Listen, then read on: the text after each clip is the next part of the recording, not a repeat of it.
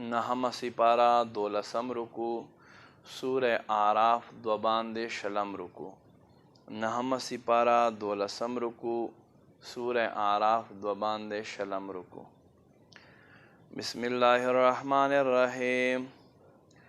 وَإِذْ أَخَذَ رَبُّكَ مِنْ بَنِي آدَمَ مِنْ ظُهُورِهِمْ. اے محبوب یاد کړئ چې ستا رب اخیستل وکړو اولاد د آدم د پشتونو نه ذریتهم د دوی اولاده و اشهدهم علی انفسهم او دوی په خپلو ځانونو باندې ګواه کړل الستو بربکم عالم ارواح کې ورته وی آیا زه تاسو رب نه یم استفهام انکاري دی یعنی یم قالو دوی وی بلا ولنها شهدنا مونږ ګوایو ان تقولو آدا چې دوی اونوای قیامت پر یوم القیامت پر ورځ د قیامت انا كنا عن هذا غافلین چې مونږ ته خو د دې خبره نه وه او تقول یادا چې دوی اونوای انما اشرک آباؤنا من قبلو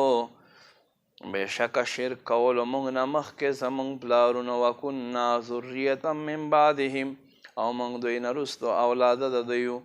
افتهلکنا آیت مونږ هلاک بما په هغه څه سره فعل المبطلون چې زمونږ باطلو خلکو کارونه کړي وکذلک او دک شان نفصل الآیات رنګارنګ بیانو مونږ آیتونه ولعلهم یرجعون لپاره دې چې دوی راوګرځي واتلو علیهم نبأ الذی اے محبوبه احوال سناو که دوی ده د هغه آتیناه آیاتنا چې مونږ ور عطا کړې خپلې نښې فانسلخ منها دی له دې نه ووتلو فاتبعه الشیطان بس د شیطان پسې شو فکان من الغاوین دی شو له ګمراهانو نه ولو شئنا لرفعناه بها که چېرته مونږ خوښه وی نو مونږ به په دې آیتونو سره پورته کړی ولکنه اخلد الى الارض لیکن د ځمکه ونیسله واتبع هوا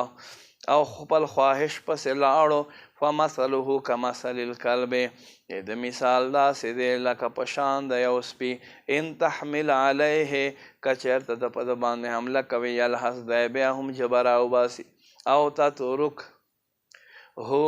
که چېرته ته ځان ترې وساتې یلحظ دی بیا هم ژبه راوباسي ذلک دا مثل القوم الذین مثال د قوم د هغو خلکو کذبو بآیاتنا چې زمونږ آیتونه یې دروغ وګرځول فقصص القصص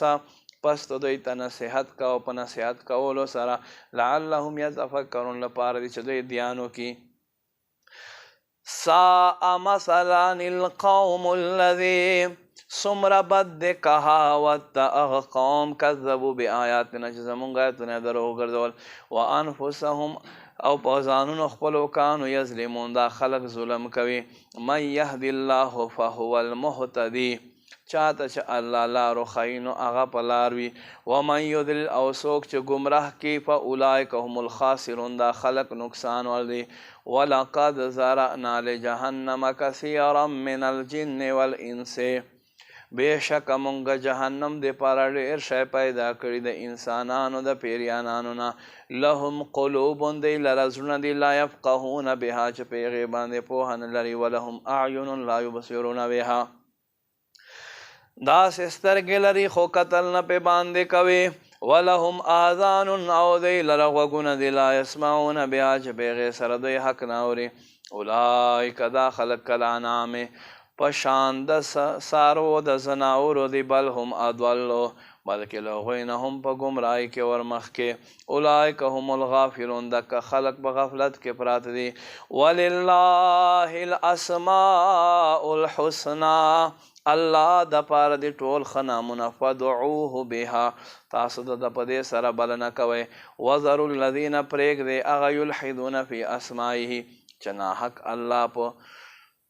نومونو کې لګیا وي سیجزون ما کانوا یعملون زر دی چې د دوی عمل به دوی ته بدل میلاو شي وممن خلقنا امة یهدون بالحق او د هغو خلکو نه مونږ پیدا کړی یو جماعت چې دوی هدایت سره دی په حق باندې وبه یعدلون او په دې حق سره دا خلق انصاف کوي.